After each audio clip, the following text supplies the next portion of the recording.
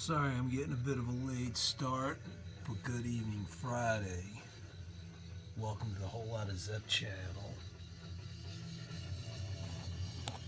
We'll be talking diecast. Listen to some good music in the process. So, I already got a car on the table, so let's just stroll on over and see what we got on tap.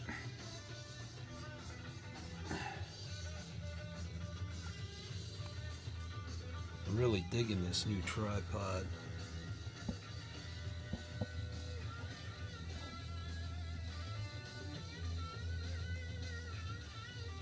Alright, just bear with me for a second here as I set it up.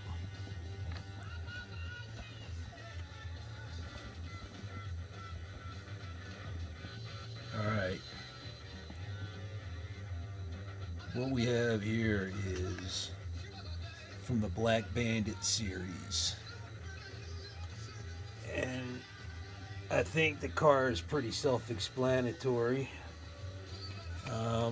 However, I will say it is a 1970 Chevelle SS 454.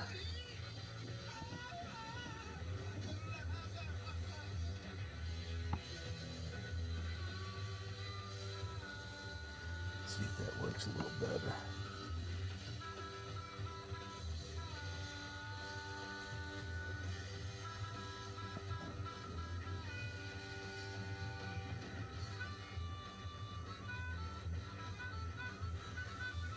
All right.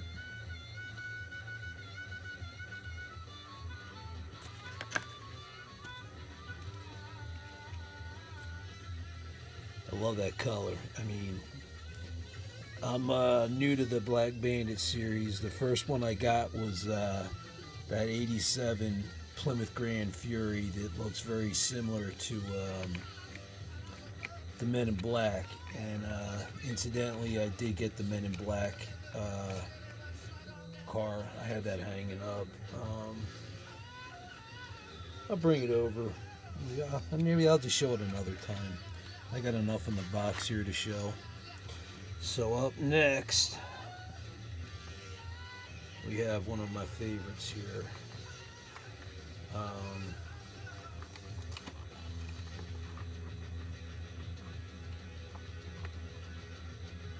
I like the color, but I'm glad I didn't pick it for myself.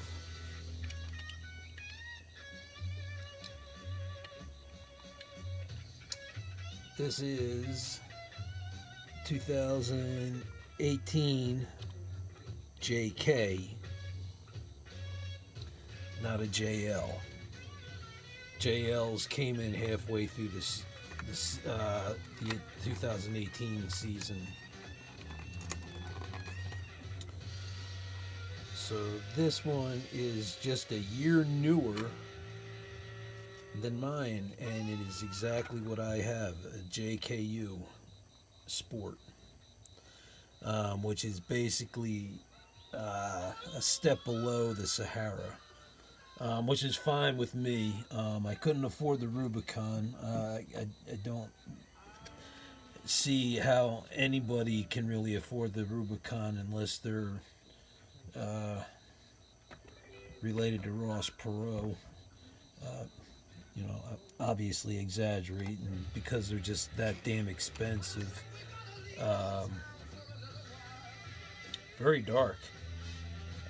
Also, I am using an older iPhone to do my video. This is an iPhone 7, so I'm not so sure how the video is going to come out. I had to do this because I have an OtterBox on my iPhone 11, and the tripod wouldn't let me fit the phone with the OtterBox on.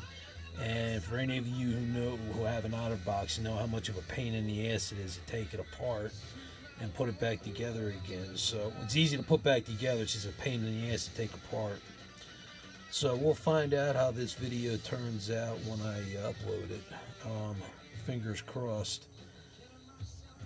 So that is my Auto World JKU 2018.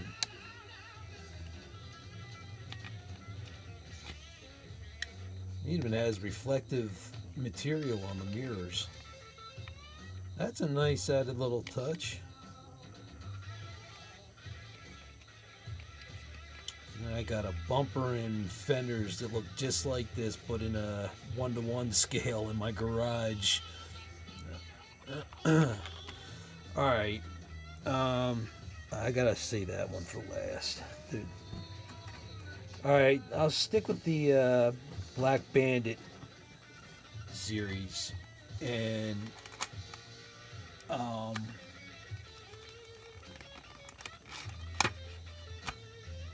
give you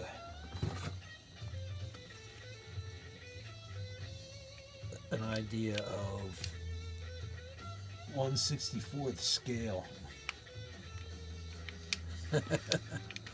This is the 1960 Austin Mini Cooper MK1.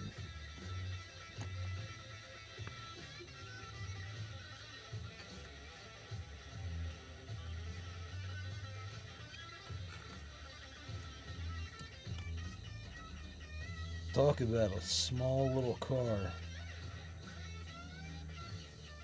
But I don't know what it is about them minis, but I just dig them. Could you imagine turning one of them into a gasser? You'd have to really do a whole bunch of shit to that car. But how fun would that be?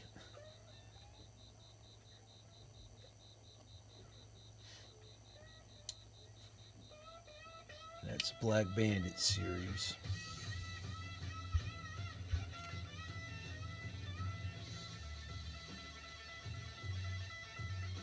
Alright, that was the 1960 Austin Mini Cooper.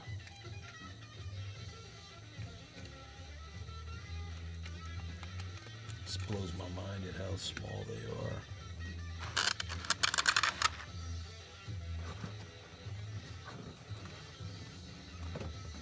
Okay, up next, I am going to save this for a movie episode as well, but I will show it now. As I did say, I did have a British car on the way that I was excited to show from a movie series. They came in a pack of 2. So what I have here is, first I'll do the 1974 AMC Hornet. And this is in The Man with the Golden Gun, 007.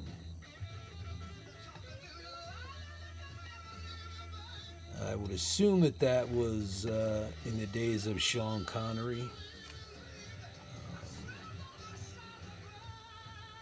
Looking at the artwork there, it doesn't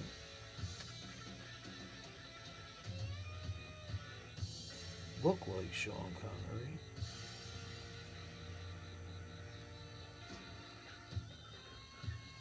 Roger Moore, that's who that is.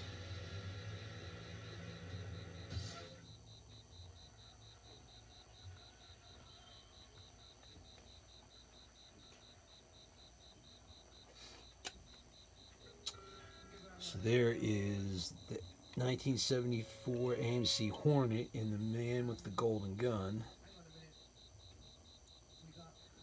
I find that interesting that most of the movie or TV series vehicles, most of them don't have opening features. I find that interesting. So what I have here is the 1964 Aston Martin DB5 from the movie GoldenEye. That is a Sean Connery movie.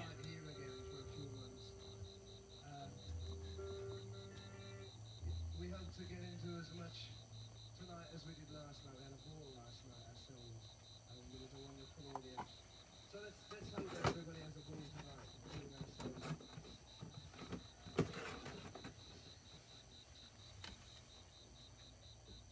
Right, don't worry about that. This is why I love the British sports cars. I love the British sports cars like this. The MGs, anything Aston Martin, Austin Healey, Triumph. All right. So there is a 64 Aston Martin DB5 from the movie GoldenEye.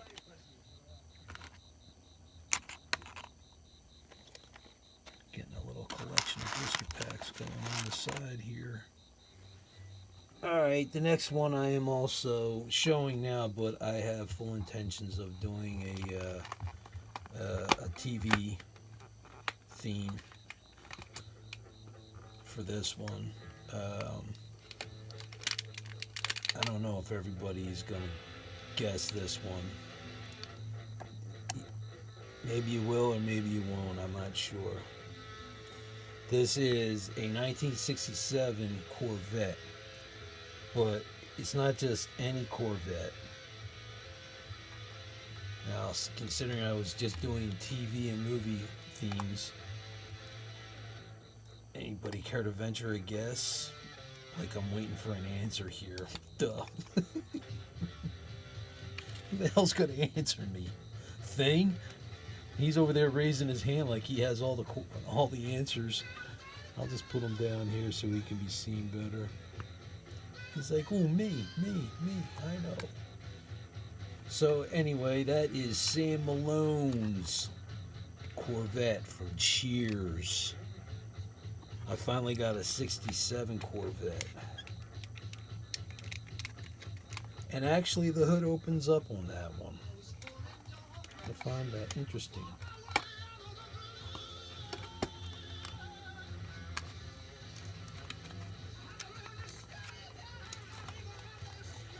Okay. Next up. I know this has been shown recently by quite a few people. After seeing XLT Off-Road Bear, Joe's review on it, all I needed to see to make the move. So now I have a hard time trying to get this out. Alright, now I have the Luca Red Bull in black, clean. Now I have the Camel Winner Land Rover, dirty as hell. And here again, I want to point out, because this is just what's cool to me, right up there in front, the Union Jack. Just so you guys across the pond just know, I am a fan of your flag. I am a patriot of the United States, but I am a big time fan of the UK as well. I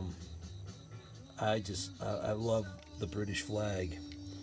So this is the Mini GT Camel Winner that everybody has been seeing and showing. So I just had to jump on the bandwagon and be one of the ones to show it. I think this is probably something else that I'm going to be wind up collecting along with the Jeeps. These Land Rovers are exceptionally cool. My daughter got the Golf Edition. I said, you do know they had a dirty version? She said, yeah, but everything I have in my cast is all clean, so I didn't want a dirty car in my collection. So everything's clean for her. Good for Ireland. I love how it has the mud tracks They're right up on the side here. And you can use them in the sand, the mud, the snow. If you get dug down too deep and the winch isn't helping, you can put the mud tracks underneath the back tires or front tires, wherever it's digging in the deep mostly, and that'll grip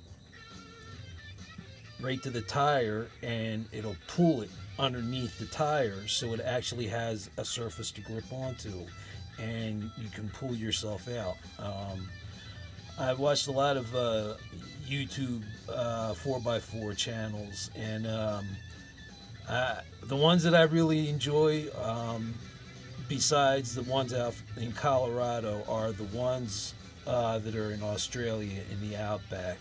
Those guys are fucking crazy, but they certainly do know how to do a recovery, and I really enjoy watching their videos. How they're able to get up certain rock formations by certain angles they take. I learned a lot about that just watching that channel, so I know when I go take the fun safety course class on one of the local 4x4 playgrounds in Pennsylvania, I'll have some of that knowledge already built in when I'm on the trails, so I have some of that knowledge on me. I don't want to go in like a complete noob, like I got my head up my butt, not knowing what the hell's going on. Not to mention, safety is always a priority when you're doing that. The only way you're going to have fun is if you're going to be safe. But there's my 4x4 speech. There's your little tip from Uncle Irv. So anyway, this is the Camel Winner Land Rover, London's finest. London, England's finest. You know, I noticed this as I'm putting this back in the blister pack, and I meant to mention this before, and I didn't notice it while I'm doing the video. It doesn't happen until after I upload it, and I notice this one isn't gonna fit on the turntable. And this is interesting. So anyway, I'm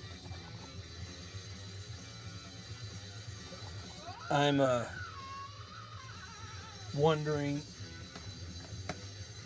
what to do here with this. So anyway, I'm watching the video as it's uploading, and I notice dog hairs on, just like blowing in the wind while the car's spinning around on the turntable.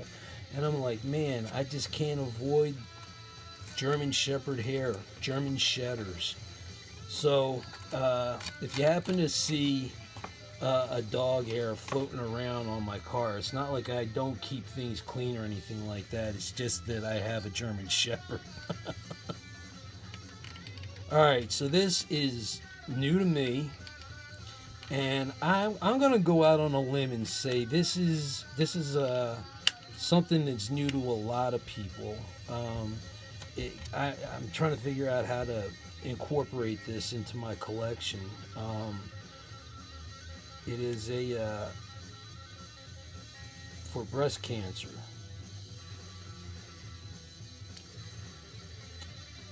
And I'll just show you what it is. This is Antron Brown's Mako Tools NHRA Top Fuel Dragster. I'm gonna have to zoom out so you guys can see. So this is the first dragster I've ever gotten, but I was drawn to it because of what it represents, and also some facts about this. Antron Brown, he was born in '76 in New Jersey, Chesterfield, and he started doing pro stock motorcycle, and he became one of the premier riders. And he made a transition to NHR Top Fuel. Um, and in 2012, the NHRA Matco Tools Top Fuel Dragster team won the World Championship. Achieving that championship milestone enabled Antron to become the first African American to win a major U.S. auto racing season championship. Since then, he's won the title again in 2015 and 16. So that's my hat's off to this guy for several reasons. First, because he was the first African American to achieve that. My hat's off to him. That's awesome, and he's recognized for that. And it's also because of they sponsor breast cancer awareness, and that's the other reason. As I've known somebody who has had it and beat it, and I've known somebody who has had it and lost the battle. This car is kind of near and dear to me. I've been looking at it at Auto World a couple times, like several times actually, and I just kept thinking that would be cool to have, just because who has a dragster? I mean, you see funny cars, but I gotta say, I really don't see dragsters in the mix that often. So here's my tools for the cause, Matco tools. It's pretty cool, and this is an Auto World. So you know it's true to scale. That's 1/64. And you'll see something funny here talking about true to scale, 1/64. Look at the dragster compared to this Mini Cooper. 1/64. That's pretty funny, isn't it? It is to me anyway.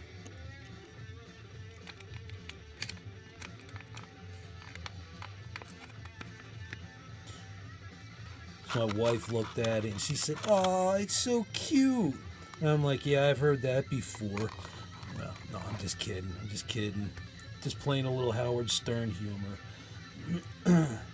So, that is my Friday evening smorgasbord. And I still promise to get to my Led Zeppelin 3 retrospect. So until my next video, you guys stay safe and be healthy. Thanks for hanging out with me while I talk diecast and we listen to some cool Led Zeppelin music in the process. And I'll catch you guys on my next video. Hit the like, share, subscribe button. I'd appreciate it. Join the party. Join the party and hop on the Led Zeppelin bus. And let's go for a ride. Let's see how far this thing will take us. So anyway, you guys be safe and stay healthy. And I've been doing this a lot lately, backing up to show this. One, because I think it's a cool way to end it, and also because my friend Mark Woodruff likes it. And if I didn't like it that much, I would give it up and gift it to you, but sorry, dude. I love Chevelle's just as much as you do, man. If I knew where it came from, I'd give you a heads up, man. I just don't know. I mean, it was a gift, but I bring it up to this point on the camera at the end, so at least you have this to look at it anyway. So anyway, I'm Rick. You've been watching the Whole Lot of Zepp channel, hanging out with me, listening to some bootleg Led Zeppelin while I talk diecast. Thanks for hanging out with me. You guys stay safe, and I'll catch you on my next video. Take care.